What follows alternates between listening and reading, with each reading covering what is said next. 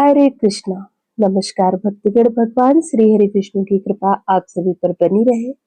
भादो मास कृष्ण पक्ष की द्वादशी को वंश द्वादशी और बछ बारस के नाम से जाना जाता है। धार्मिक मान्यताओं के अनुसार बछ बारस के दिन गौ माता की पूजा करने से संतान सुरक्षित रहती है और उसकी उम्र लंबी होती है। और जिनके पास संतान नहीं है, अगर वो माताएं इस दिन व्रत रखती हैं तो भगवान कृष्ण की कृपा से उन्हें अतिशीघ्र संतान की प्राप्ति होती है। इस दिन पुत्रवती स्त्रियां अपने पुत्र के स्वास्थ्य और लंबी उम्र के लिए गौ माता से प्रार्थना करती हैं और बछड़े वाली गाय का पूजन करती हैं। इस दिन चाकू से काटी गई वस्तुएं, गेहूं, जौ और गाय के दूध से बनी चीजों का सेवन निषेध है। इस दिन पहले ही रात्रि को बछ बारस के लिए मूंग, मोठ, चने एवं बाजरा भिगो कर रख लिया जाता है। उसे भिजोना कहते हैं। इस वर्ष बछ बारस की पूजा 20 अगस्त 2025 दिन बुधवार के दिन की जाएगी। भगवान श्री कृष्ण को गायों से बहुत प्रेम था, इसलिए उनके प्रेम को देखते हुए स्वयं कामधेनु ने बहुला गाय का रूप लेकर नंद बाबा की गौशाला में स्थान लिया था। भगवान श्री कृष्ण का एक नाम गोपाल भी है। इस दिन पहली बार भगवान श्री कृष्ण गाय और बछड़ों को चराने के लिए गए थे। माता यशोदा ने श्री कृष्ण को खूब सजा धजा कर और पूजा पाठ कराकर इस दिन गाय चराने के लिए भेजा था। उनके साथ उनके बड़े भाई बलराम भी थे। श्री कृष्ण उनके साथ गायों और उनके बछड़ों को लेकर चराने के लिए गए थे, इसलिए इस दिन भक्त भगवान श्री कृष्ण के साथ साथ गौ की पूजा करते हैं।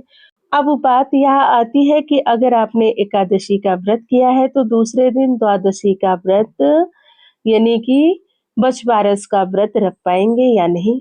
आप बछ बारस का व्रत रख सकते हैं। अगर आप में व्रत रखने की क्षमता है तो आप जल, ड्राई फ्रूट वगैरह खा करके अपने व्रत का पारण करें। उसके बाद बछ बारस का व्रत शुरू कर सकते हैं। बछ बारस के व्रत में पूजा गोधूली बेला में की जाती है। जिस समय कहते हैं गायें चरकर घर आती हैं, उसी समय उनकी पूजा की जाती है। उस समय आप भगवान श्री कृष्ण और गौ माता की विधिवत पूजा आराधना करेंगे।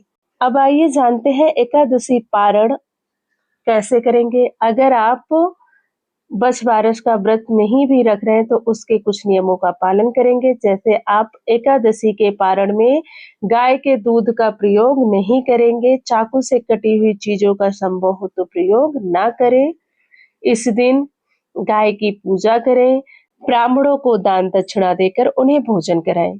या तो आप एकादशी के दिन भी करते हैं, एकादशी व्रत के पारण के लिए आप बिना ब्राह्मण को भोजन करा के स्वयं भोजन नहीं करते हैं। अगर ब्राह्मण को भोजन कराने में नहीं समर्थ है तो आप किसी मंदिर पर जाकर दान देके तभी भोजन करते हैं। तो आप जो भी कर सकें अपनी सामर्थ्य के अनुसार करें। अब आइए हम कथा का श्रवण करते हैं। एक बार प्रेम से बोलिए गौ माता की जय, भगवान श्री कृष्ण की जय। तो भादो मास कृष्ण पक्ष की द्वादशी को बछ बारस का व्रत आया। इंद्रलोक से अप्सराएं और देवी इंद्राणी पृथ्वी पर गौ माता की पूजा करने के लिए आई तो उन्होंने हरी हरी घास चरती एक सफेद गाय को देखा। प्रसन्न मन से गाय की पूजा करने लगी, परंतु गाय पांव से लात व पूंछ से मारने लगी। तब इंद्राणी ने और अप्सराओं ने हाथ जोड़कर विनती करी कि हे माँ, हमसे जो कोई भी अपराध हुआ हो उसे क्षमा करें। तब गाय माता ने प्रसन्न होकर उनसे कहा, मेरी अकेली का पूजा मत करो, मेरे साथ मेरे बछड़े की भी पूजा करो। तब देवी इंद्राणी और अप्सराओं ने इधर उधर देखा, उन्हें कहीं बछड़ा नजर नहीं आया। तब उन्होंने पीली मिट्टी से बछड़ा बनाया और गाय के पास बिठाया और अमृत के छींटे दिए और बछड़े में प्राण आ गए और बछड़ा गाय का दूध पीने लगा। इंद्राणी व अप्सराओं ने गाय का पूजन किया।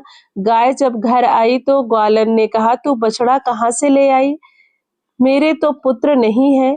जब मुझे पुत्र देगी तभी मैं तुम्हें घर के अंदर आने दूंगी। जब गाय माता ने कहा कि तुम मुझे आने दो, अगली बछ बारस में मैं तुम्हें पुत्र दूंगी। अगले साल भाद्रपद मास में बछ बारस का व्रत आया। गाय जंगल में घास चरने गई, इंद्राणी पूजा के लिए आई। तो गाय माता ने कहा कि अगले साल मुझे पुत्र दिया था, इस बार मेरी मालकिन अर्थात ग्वालन को पुत्र दो। अप्सराओं व इंद्राणी ने पीली मिट्टी का बच्चा बनाया और पालना बनाया और उस पालने को गाय की सींगों से बांधा गया। पालने में बच्चे को लिटाया, अमृत के छींटे से जीवन दिया। गाय की पूजा करके वरदान दिया कि आज के दिन जो सुहागिन श्रद्धा भक्ति से तेरा व्रत पूजन करेंगी, उनके सभी मनोरथ पूर्ण होंगे। गाय बच्चा लेकर घर आई। ग्वालन ने गाय की पूजा कर श्रद्धा भक्ति से सारी नगरी में कहलवा दिया कि सबको भाद्रपद मास की गौवंश द्वादशी बछ बारस का व्रत और पूजन करना चाहिए, इससे समस्त मनोकामनाएं पूर्ण होती हैं। हे गाय माता, जिस प्रकार ग्वालन को पुत्र दिया, उसी प्रकार सबको देना। कथा कहने वाले, सुनने वाले और हुंकारा भरने वाले सबकी संतान को सुखी रखना। एक बार प्रेम से बोलिए गौ माता की जय। दो सास बहू थी। सास को जंगल में गाय चराने जाना था। उस दिन भाद्रपद मास की बछ बारस थी। बहू से बोली, मैं गाय चराने जा रही हूँ, तुम गेहूले यानी जौले, गेहूं जौ को उबाल लेना। गेहूले जौले बछड़े के नाम थे। बहू चिंता में पड़ गई और डरते हुए सोचा अभी सासू जी आ जाएंगी, तो गेहूले जौले बछड़ों को काटकर उबालने रख दिया। गाय चराकर सासू जी घर आई। बहू से बोली, बहू बछड़ों को छोड़ दो, आज बछबारस है, पहले गाय बछड़े की पूजा करेंगे।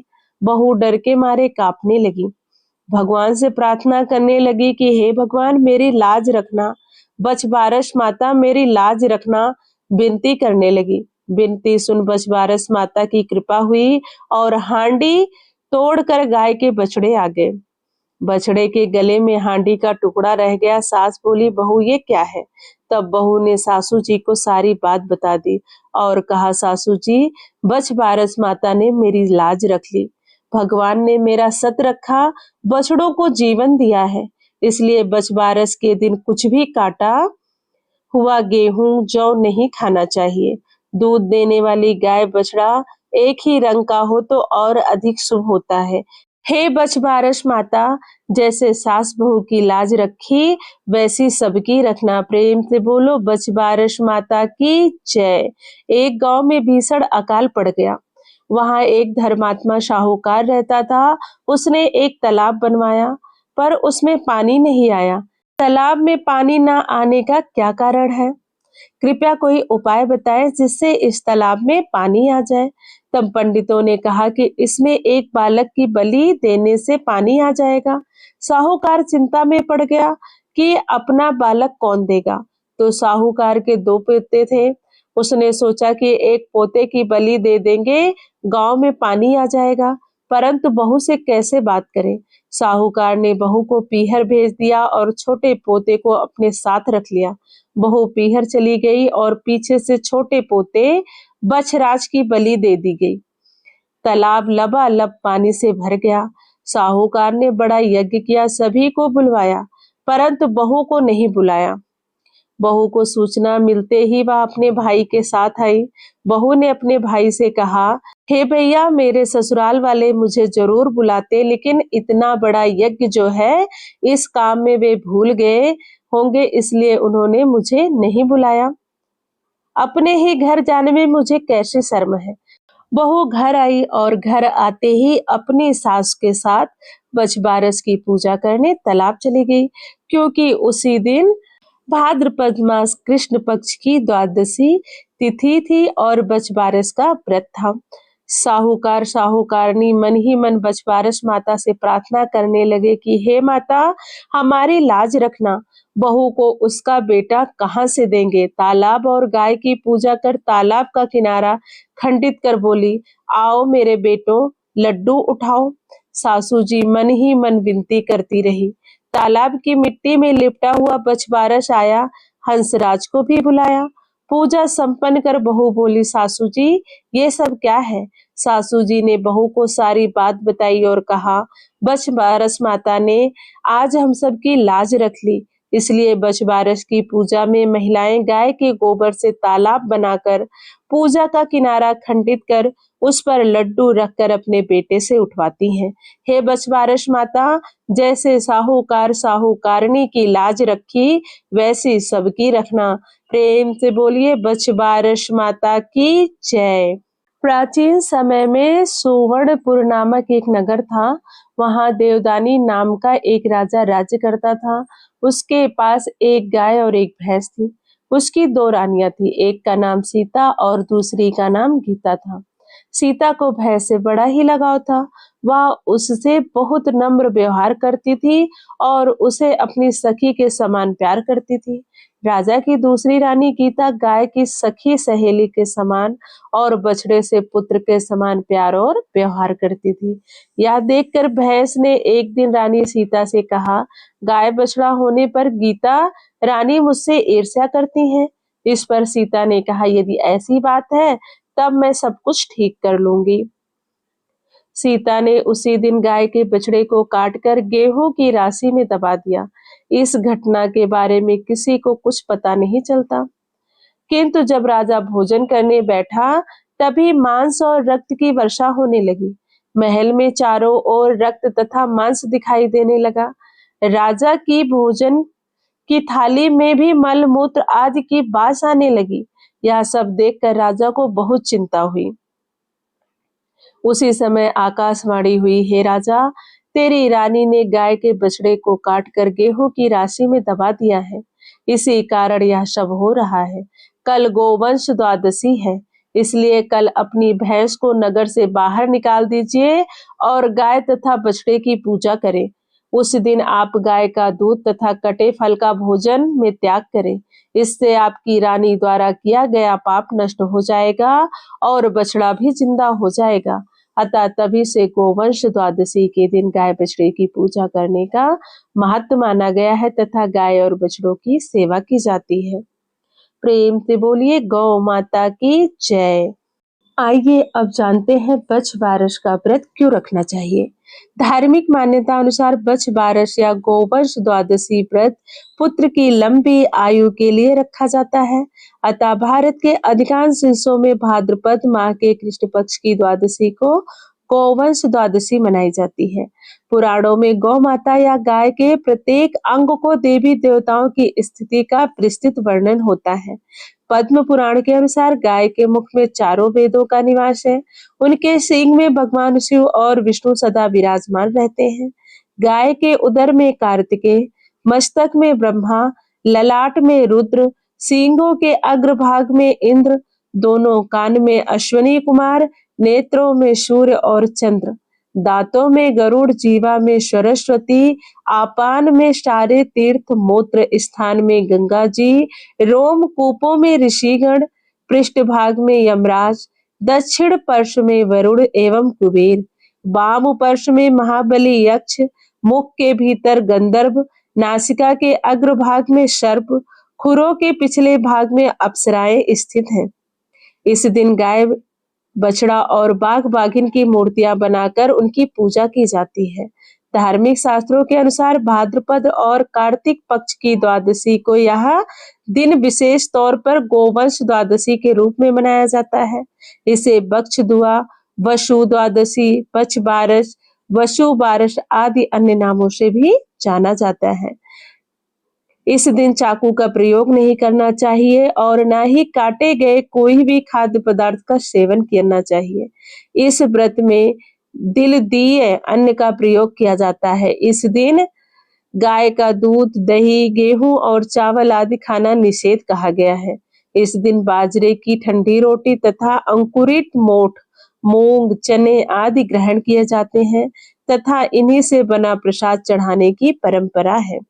इस दिन सुबह नहा धोकर स्वच्छ कपड़े धारण करें, फिर दूध देने वाली गाय और बछड़े सहित स्नान कराएं। फिर उनको नया वस्त्र चढ़ाते हुए पुष्प अर्पित करके तिलक करें। कुछ जगह और स्थानों पर लोग गाय के सींगों को सजाते हैं तथा तांबे के पात्र में इत्र, अक्षत, तिल तथा फूलों को मिलाकर गौ का प्रक्षालन लेते हैं। गौ माता के पैरों में लगी मिट्टी से अपने माथे पर तिलक लगाएं। इस दिन पूजा के बाद गाय को उड़द से बना भोजन कराएं। गौ माता का पूजन करने के बाद बछ बारश की कथा सुने। सारा दिन व्रत करके गोधूली में गौ माता की आरती करें। मोठ बाजरा पर रुपया रखकर अपनी सास को दें। उसके बाद भोजन ग्रहण करें। संतान की कामना एवं उसकी सुरक्षा के लिए किया जाने वाला यह व्रत सनातन धर्म में विशेष महत्व रखता है।